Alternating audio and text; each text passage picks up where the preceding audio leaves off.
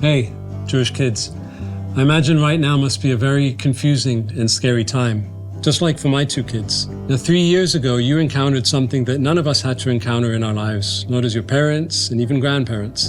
A rogue virus that turned your world upside down and put you into lockdown. It was a scary time, but here we are again without masks and able to meet up as friends at schools, parties, functions. Something that we couldn't imagine at the beginning of the COVID outbreak, but it passed. And then on the 7th of October, 2023, another virus broke out, one of Jew hatred, of AntiSemitism. And you saw your parents watching your TV in horror. How could such unimaginable things that you've been hearing about happen? How could people do such terrible things to other people?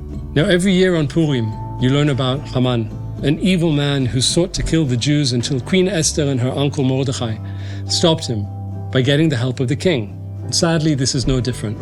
It's the reboot, the 2023 version of the same story. But listen, just like the ending of the COVID virus, this virus of hate that you're hearing about will also die down. It won't disappear completely, unfortunately, because it's always been there. It was there when we were Pharaoh's slaves in ancient Egypt. It was there during the Spanish Inquisition, the pogroms of Europe, and the Farhud in Iraq, in the Holocaust. It's a madness that never completely dies, but it'll recede at some point, and life will assume its normal ebb and flow. Time, as you will learn, is a great healer. The human spirit recovers and awful memories fade. They're not forgotten, but they fade just enough so we can live normal lives.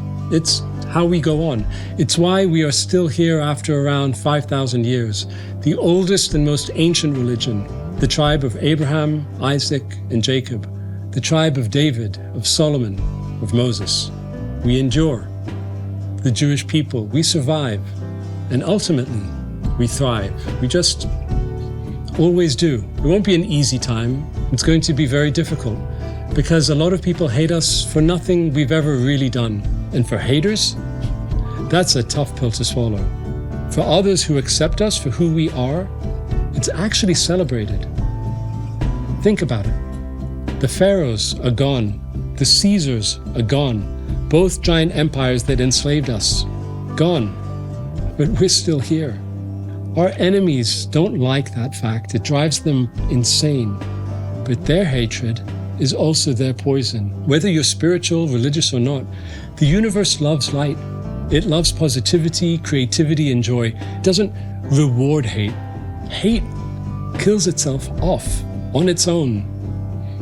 Bye-bye. So let me say this to you. You don't hate. You can feel sorry for the haters.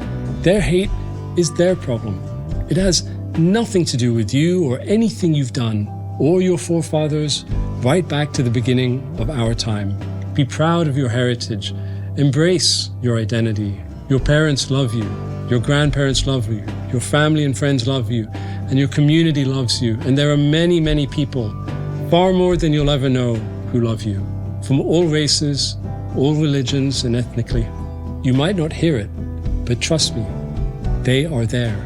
Millions of good people in the world who find their voice and who will stand up against this hatred. There is an enduring truth to the saying, "This too shall pass." But it's not just a saying, because it will. You will survive and thrive. Be positive. Look forward. Be kind. Be generous. Even though I don't know many of you, I kind of do. Because I was once a Jewish kid as well. Just like you.